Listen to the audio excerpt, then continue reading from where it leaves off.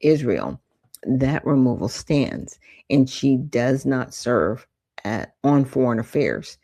In September 2025, Nancy Mace introduced House Resolution 713 in the Congress, which sought to censure Representative Omar and remove her from the Committee on Education and Workforce and the Committee on the Budget.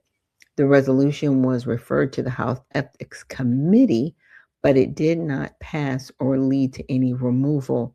The latest actions show a motion to reconsider laid on the table without objection on September 17, 2025, indicating it did not advance to a successful vote for removal. So current official sources, as of early 2026, Representative Omar's active committee assignments, she's on the House Committee of Education and Workforce, where she serves as a ranking member on the Workforce Protections Subcommittee, and a member of Health, Employment, Labor, and Pensions, the House Committee on Budget. Her official congressional website and listings on sites like congress.gov and govtrack.us reflect these roles without any indication of recent removals. I said, also, has this representative done anything specific for Somali in her capacity? Because I know that's been people's issue with her, right? Not so much that she's from Somalia. It's how she will, in one breath, say how she says very disparaging things about the United States. Let's just say that. She's very disparaging when it comes to the United States. It's, white supremacy is a problem here, and, our country needs to do better. But why don't you go back to Somalia if it's not so wonderful here? And I think that's everybody's question, right? Why are you here? And why are you serving in Congress if you are not about putting the United States first? Okay. Now, yes, Representative Ilhan Omar has taken several specific actions related to Somalia in her congressional capacity, primarily focused on U.S. policy towards Somalia, protection of Somali immigrants in the U.S., and opposition to certain military or foreign engagements. Yeah, so that's happening with her. So she's got opposition to U.S. military presence in actions in Somalia in 2020. During the 116th Congress, she introduced an amendment to the National Defense Authorization Act to prohibit the Department of Defense from establishing a new U.S. military base in Somalia. She didn't want U.S. presence. Why wouldn't you want U.S. presence there, ma'am? Why? You're a U.S. Congresswoman. Huh. But you wanted to prohibit the DOD from being in Somalia. Interesting. Now, this reflected her broader stance against expansive U.S. military operations abroad, arguing they are costly and counterproductive in diplomacy. No, they would be a watchdog. And they would probably report some things back that you don't want told. But should we be there? No, we don't have to be there. I think we should be near the region. We're not there. But it's just like I said, I find it interesting.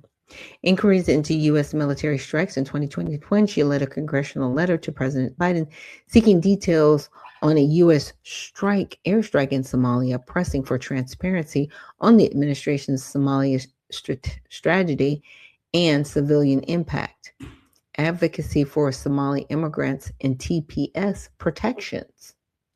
So she's trying to protect people coming over here from Somalia. You are not about America. You are about your people. And in my opinion, you don't need to be in office. But here's the deal. Yes, there's a block of Somalians there. If y'all don't vote this woman out of office, that's your fault, Minnesota, for keeping that thing in our country. And I say that thing because her ideology has made her a thing. She's not a citizen here. She's naturalized. But she does not care about America. She doesn't. She cares about Somalia. And that's okay. then you need to go back to Somalia. Period. I don't care. You need to go back home. You're protecting TPS here. Temporary means 18 months, not years, not decades. And they shouldn't be here in the first place. I'm so glad that President Trump barred Somalia from being here. It's great. So in late 2025, amid threats from the Trump administration to end TPS for Somalis, she led members of Congress in sending letters demanding explanations from DHS Secretary Kristi Noem. She denounced attacks on all Somali communities, highlighted their contributions, neighbors, co-workers, business owners, and committed to fighting for status adjustments to prevent deportations. So she's trying to prevent people from being deported. I just want everybody to know that.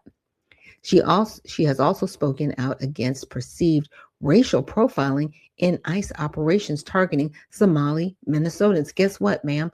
Somali isn't a race. You're an ethnicity. There is no racial profiling because you're not a race. Figure it out. You're definitely not Black. Don't even come over here. Don't. Okay.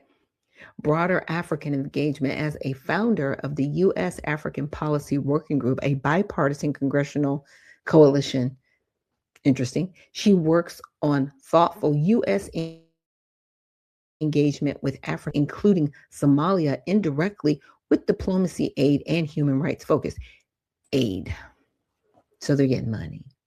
Maybe that was shut down through USAID. Maybe that's why she was up on the podium hot, and upset. We'll see. We'll see. But I wanted to give you an update on that. Now back to govtrack.us. Now, if you recall, I want to say maybe about a week or two ago, Nancy Mace, Miss Mace, she came out and she was just like, yeah, we need to put a vote to the floor to just make transparent all the harassment cases and everything going on in office. And they voted, 357 of them voted to not do that. They voted to not bring it to the floor for a vote. They sent it to committee.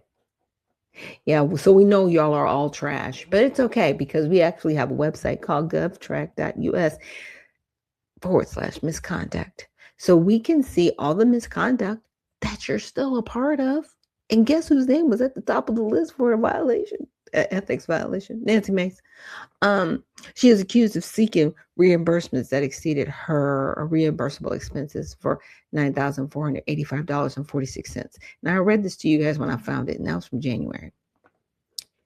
But I wanted to look at the sexual abuse and harassment. So we can filter and look at all of these things and see the people involved.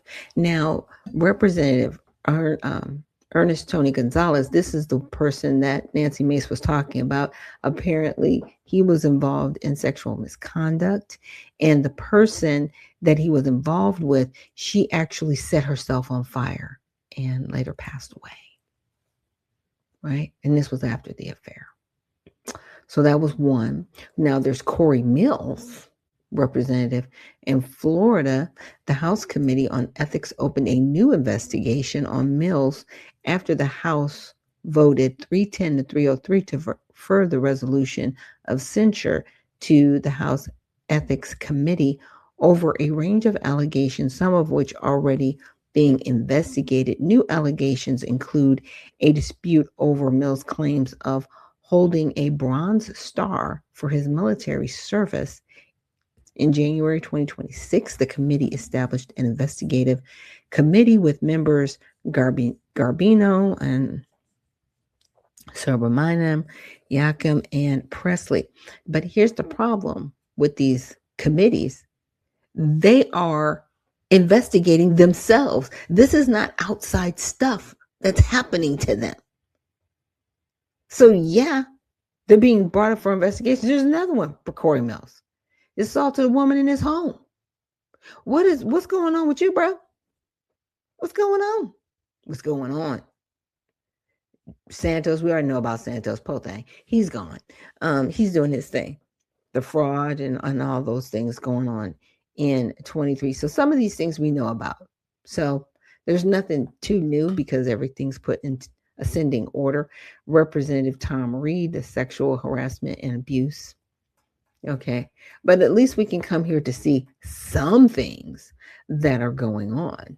Now, you can see things pleaded in court. So who's pleaded in court that we get to know about? Yes? No? I don't know if it's going there. Okay. It's just showing him again.